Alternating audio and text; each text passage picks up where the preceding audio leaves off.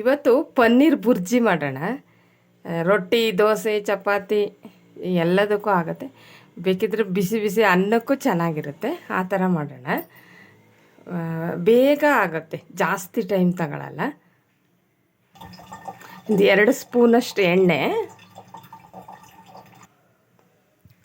ಜೀರಿಗೆ ಹಾಕೋಣ ಒಂದು ಸ್ಪೂನಷ್ಟು. ಈಗ ಹಸಿಮೆಣಸಿನ್ಕಾಯಿ 2, ಈರುಳ್ಳಿ ಸಣ್ಣ ಕಟ್ಟೋದಾಗಿದೆ, ಅದು 2 ತಗೊಂಡಿದ್ದೀನಿ. ಕರಿಬೇವು ಒಂದು ಸ್ವಲ್ಪ ಉಪ್ಪು, ಈರುಳ್ಳಿ ಟ್ರಾನ್ಸ್ಪರೆಂಟ್ ಆಗಲಿ.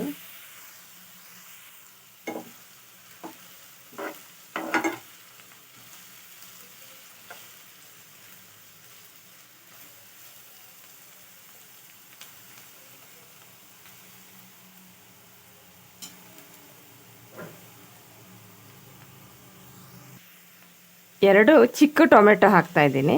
ಟೊಮೆಟೊ, ಈರುಳ್ಳಿ ಎಲ್ಲ ಚೆನ್ನಾಗಿ ಬೇಯಲಿ, ಚೆನ್ನಾಗಿ ಮಿಕ್ಸಪ್ ಆಗಲಿ.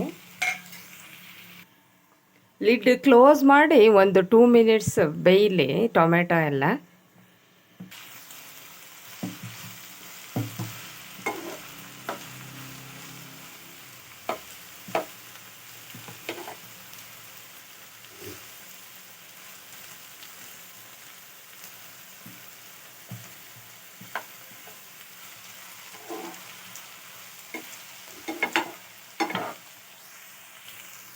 ಟೊಮೆಟೊ ಚೆನ್ನಾಗಿ ಬೇಯಲಿ, ಇಲ್ಲ ಅಂದರೆ ಅದು ಚೆನ್ನಾಗಾಗಲ್ಲ.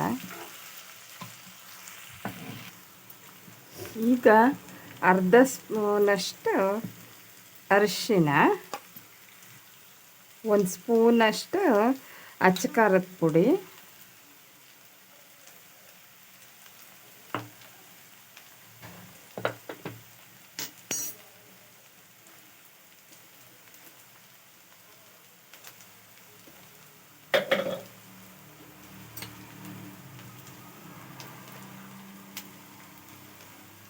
ಅರ್ಧ ಸ್ಪೂನು ಜೀರಾ ಪೌಡರ್,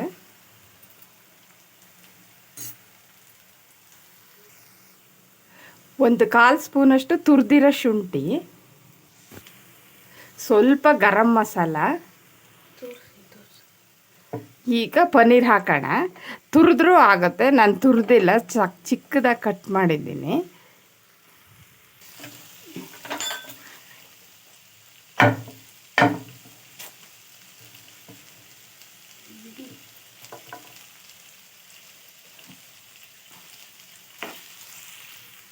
ಇನ್ನೊಂದು ಸ್ವಲ್ಪ ಉಪ್ಪು ಹಾಕೋಣ.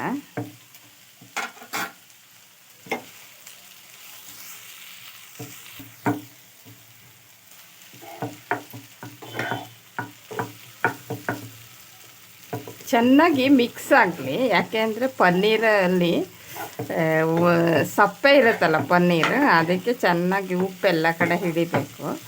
ಅದಕ್ಕೆ ಸ್ವಲ್ಪ ಜಾಸ್ತಿ ಮಿಕ್ಸ್ ಮಾಡ್ತಾ ಇರಬೇಕು.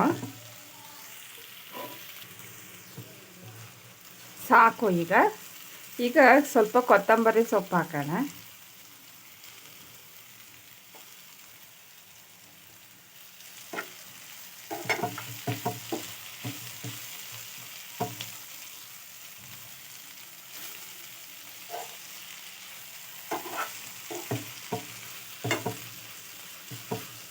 ಈಗ ರೆಡಿಯಾಗಿದೆ, ಸಾಕು. ಇನ್ನು ಸ್ಟವ್ ಆಫ್ ಮಾಡಿ